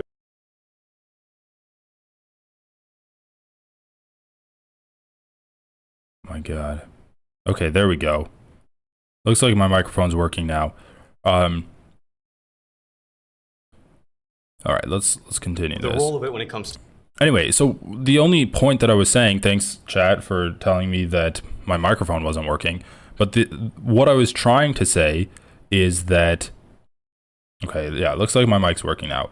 What I was trying to say is that we changed definitions of the word to match societal norms. Marriage has always just been applied based off of like societal traditions, and now those traditions have changed, and so we update the words to match that. That's all that the introduction of same-sex marriage in 2001 is. Does he think that people haven't been cohabitating and having relationships with people of the same sex as them for thousands of years? the family, when it comes to the conditions, because would you also say that if somebody is lawfully married, especially in the eyes of the church, they cannot be divorced and then married again? Well, I oppose divorce and remarriage, but I'm making a more modest claim than that. I'm just saying that at its core, marriage necessarily involves two different... This is just so stupid. You can say that, oh yeah, well, I mean, based off of the updated definition of the word marriage, there are same-sex marriages. How do you reconcile with the fact that we changed the law and now allow for same-sex marriage to happen? And people will use the word marriage to apply to people that are married legally, that are like legally joined under law, and we say they're married. How do you reconcile with that it's like a common parlance to use marriage to apply to just people that are basically like living together and have undergone some kind of ceremony to officially say that they are together? Sexes. But how would you prove that? Because all of natural law is just this assertion. I can just as easily say the opposite, in that marriage is a set of legal rights. You keep bringing up natural law. I'm actually speaking even more basically. I love natural law, but I'm speaking even more basically than that. It seems to me that the only way that marriage could have a meaning is if it involves different sexes. But once again, you're defining that meaning. But marriage essentially is a set of rights conferred from two spouses when it comes to inheritance, when it comes to the rights of the children, when it comes to a number of about 1,100 federal and state rights. Okay, then what you're getting at is interesting and might help us move forward. How would you define marriage? I would say marriage is a legal contract between individuals when it comes to a set of property laws, when it comes to family law, when it comes to children, and many other rights that are conferred. And we do see that those rights have been conferred to members of the same sex. And so say that same-sex marriage does not exist is not true because we see it. Well, you say that marriage entails rights pertaining to children. Well, two men cannot create a child. But Two neither women can cannot infertile create couples. And neither can, there are a number of couples that cannot have children. What? Sure. So I'm sorry, this guy, like, Michael Knowles obviously is a soulless husk of a human being, and when he gets into these types of situations where he's getting his ridiculous, just like Christo-fascist ideas challenged, he's not actually able to engage in what they're saying in good faith. So he just has this talking tree, right? He just says like, oh, well, marriage was defined based off of how I want it to be defined for thousands of years, and I think it should say that way. And it's like, you have no actual evidence that was the definition of marriage. That's how marriage was. Like, he's just making stuff up. You can't even be historically accurate and say marriage has always been between a man and a woman, and they get married by a priest, and then they go to the judge and they get that document signed, their marriage document signed.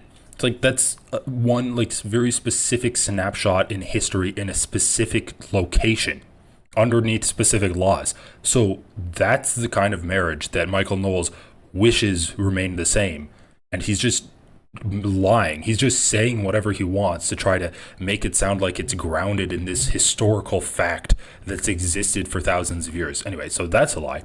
And he's just not engaging in what these people are talking about at all. So then the guy's like, okay, well, we're talking about people like wanting to have relationships, and it's like actually like a building block of society. And he's like, well, you said building block, but gay men can't actually build because they don't have the ability to have children. So now he's defining it based off of children, right? I mean, once again, he just has this talking tree, but he's not genuine about anything, which is why it's really annoying to cover conservatives. rights pertaining to children. Well, two men cannot create a child. But Two neither women can cannot infertile create a child. couples. And neither. Like, how did they even get onto this? Is interesting and might help us move forward. How would you define marriage? I would say marriage is a legal contract between individuals when it comes to a set of property laws, when it comes to family law, when it comes to children, and many other rights that are conferred. And we do see that those rights have been conferred to members of the same sex. And so to say that same-sex marriage does not exist is not true because we see it. Well, you say that marriage entails rights pertaining to children. Well, two men cannot create. I mean, bro, it's a list of like 5 different rights that he lays out that recognizes people as joined underneath the law so that you don't have to have specific roles for family members. And it's just adds to like the cohesiveness of the family unit, basically. The government is recognizing that you have joined with your partner. Michael Knowles is like, well, you say that it gives special rights conferred upon the couple based off of children, but gay men can't have children. So, checkmate there. And it's like, okay, that doesn't eliminate the other rights that the guy laid out. And you're also wrong even about that right, because they can have children, they can adopt, they can use a surrogate. What are you talking about? They can't have children. So where is this going? Does this develop further than Michael Knowles being like, well, you said the word children, but I know for a fact gay men cannot have sex and create a child through it. Because if you watched my college movies that I was in, I played a gay man and I never got pregnant, even though I was inseminated many, many times. Create a child. But Two neither women can cannot infertile create a child. couples. And neither can, there are a number of couples that can. Well, you say that marriage entails rights pertaining to children. Well, two men cannot create a child. But two neither women can cannot infertile create couples. And neither can, there are a number of couples that cannot have children. Sure. So infertility sometimes occurs, and that's And unfortunate. so does gay marriage. Well, no, gay marriage cannot occur. I guess. Oh my God, this is so fucking painful. So at this point, like, it might be a good idea, and I think I struggle with this too.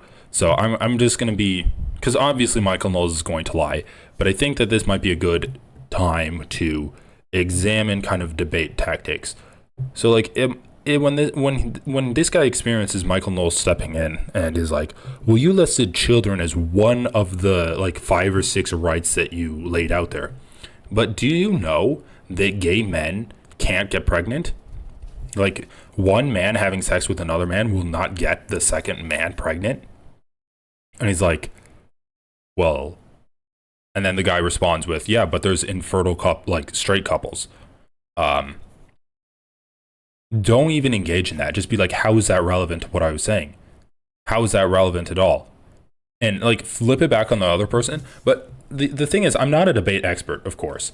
And obviously I think it's better to, it's going to always be better to give your perspective, and you want to be the one talking more than your opponent, because if they say shit, they can just keep going, and they can just like have diarrhea of the mouth. Even if they're not saying anything, they're going to be making mouth noises, and that's going to be winning the debate, because at the end of the day, people just care about who's saying more. But it would be a good idea to like call them out on that. So maybe not say, what are you talking about, and then pause and let him speak, but say, what are you talking about, and then maybe rephrase what he just did, instead of being like, instead of picking up the ball from where Michael Knowles threw it and then like playing from there. Michael Knowles said, okay, well, gay men can't have kids. And then the guy's like, well, some straight couples can't have kids either. And like, don't even do that. Be like, okay, and how does that matter? The reason you picked that out is because I listed 5 different rights that are conferred upon people based off of marriage, and you aren't able to deal with any of them. And so you try to do like a quick gotcha by saying that one right doesn't match up when it obviously does. Gay men can have children. Like, and see what he says about that. He's gonna step in there at some point and try to cut you off. But anyway, yeah, so how does Michael Knowles deal with this? That's and unfortunate. so does gay marriage. Well, no, gay marriage cannot occur. I guess. But you're asserting that without proof. We see that it does happen in that No, the it word doesn't. that we mean marriage. You could and the legal rights. You could say that there's such a thing as a square ball. You could say that.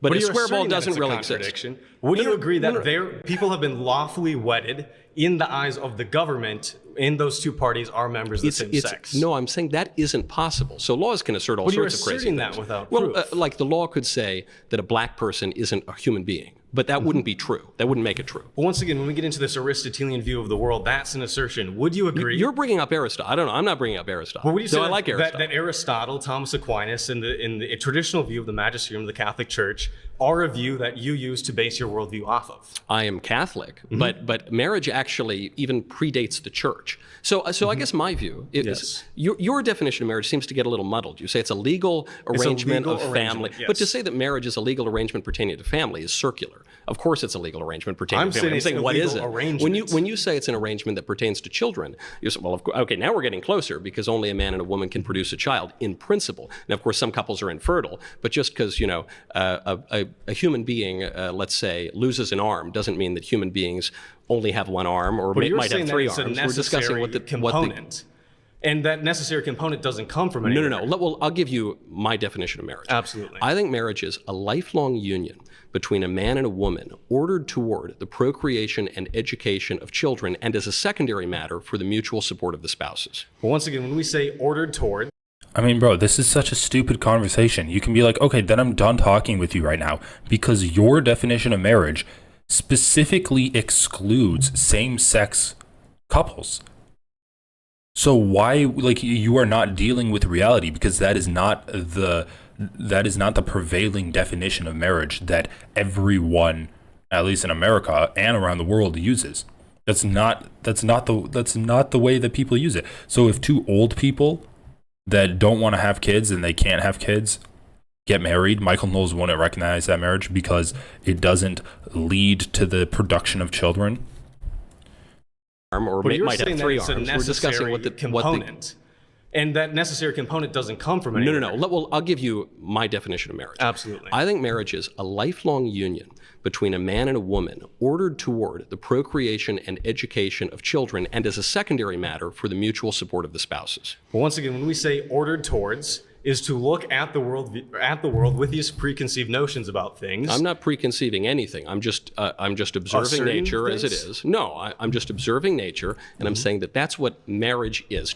It's because fascists have no soul. They have nothing within them that's actually providing any kind of personality, and so it's just a collection of shiny personality aspects that Michael Knowles has gravitated throughout the years, and that's the persona that he's putting out there. I mean, have you ever seen the introduction to his show? It's moronic. All right, we got to look this up. Michael Knowles show. It's just him prancing around his studio like a jackass. It seems like he wants to be some kind of right-wing fascist version of Frasier or something like that. Look at this. He's in a picture frame with old style wallpaper. He's got the cigar, the turtleneck, the jacket. Okay, where's his actual show? I think this is it. President Trump's speech to a joint session of Congress like that because I'm moved.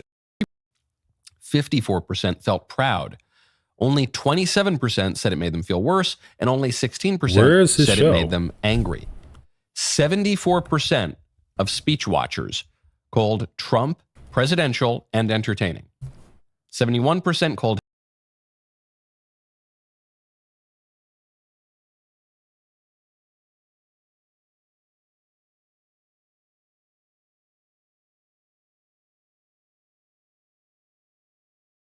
Michael Knowles reacts to AI Michael Knowles. Oh, God. All right, let's just watch this. Dancing on the desk.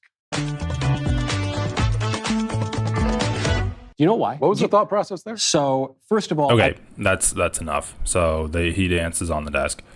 What was I talking about again? Oh yeah, he's American Psycho. Okay. If we're observing nature, we see that there are same-sex couples. So if we go, we are observing No, things. I'm not saying there can't be same-sex couples. I'm just saying there can't be same-sex marriage. Are there same-sex individuals that have entered into a legal contract that the state recognizes as a marriage? Sometimes the state gets things wrong, as I am arguing has happened in the case of same-sex Is that a yes? marriage. So there are couples of the same sex that have been wedded in the eyes of the state. Since 2015, the U.S. government pretends that two men can be married to each other. But you're basing off of that nothing. You're basing that off of nothing. No, I'm basing it off of the Obergefell decision from the Supreme Court. They're pretending. They're acting as if two men can marry each other. According to you? No, according to the Supreme Court in the Obergefell decision. We keep using pretend as if things exist outside of the institutions that we make. I'm just saying the word has a meaning, and I gave you a very clear definition of what I think it means and what statistically everyone for all of human history everywhere has thought it means. And you've given me this kind of jumbled description that keeps contradicting itself.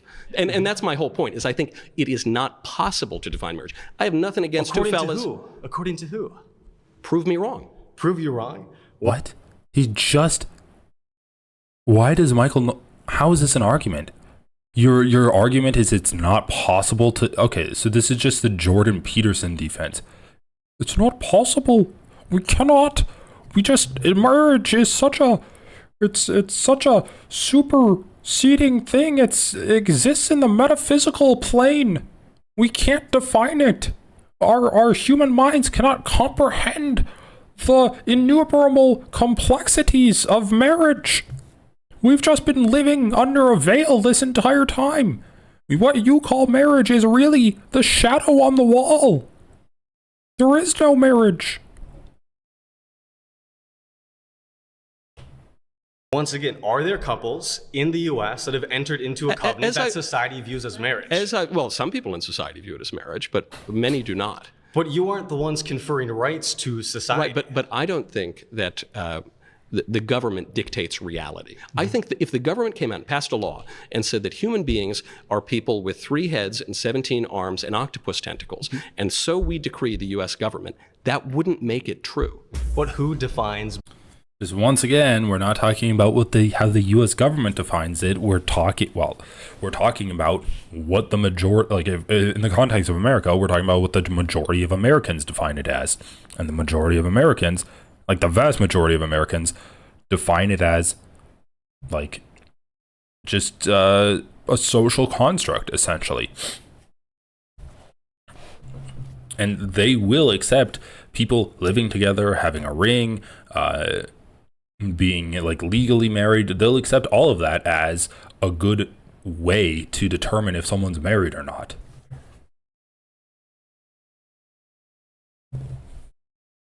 And that's why patriarchy is a good thing.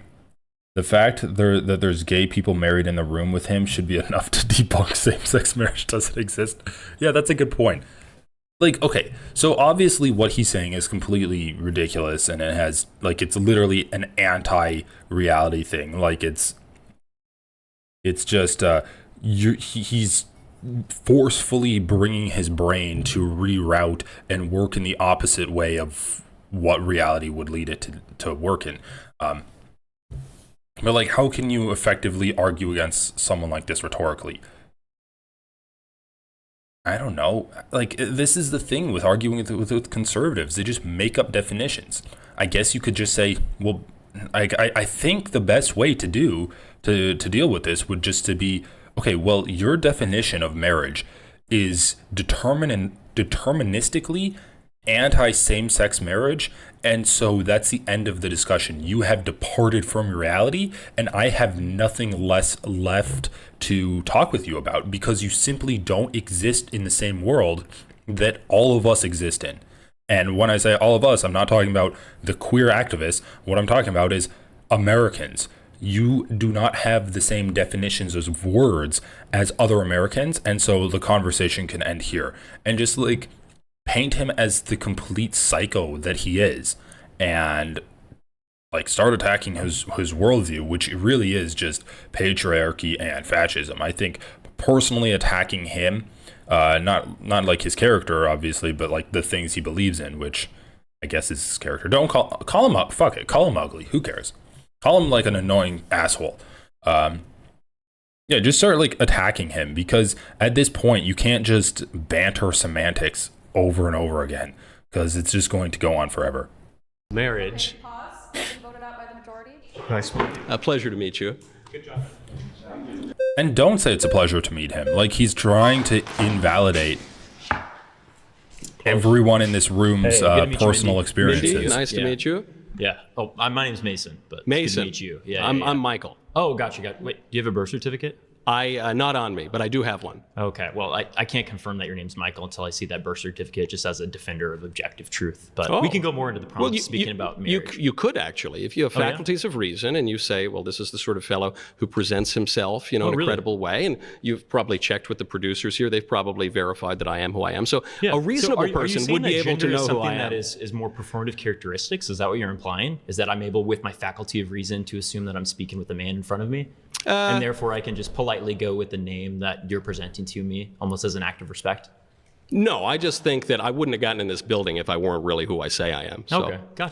That would be my deduction. We'll bring it back to the prompt. Going back to specifically same-sex marriage. You said you argued from an anthropology? That's like your basis of men and women are different, and marriage involves one of each. Yeah. What specific culture are you referring to? Because we have so many cultures that have communal relationships in which people are raised. When you said in the act of procreation, have you ever heard of it takes a village to raise kids? That's not something that's just a saying. No, I didn't say it happens literally in specific cultures. No, but when I say procreation, that's the act of creating the child. And usually there aren't 3 or 4 people involved in that. It's usually 2 people. Yeah, but even those people that do create the child. Oh my God. You kidding me?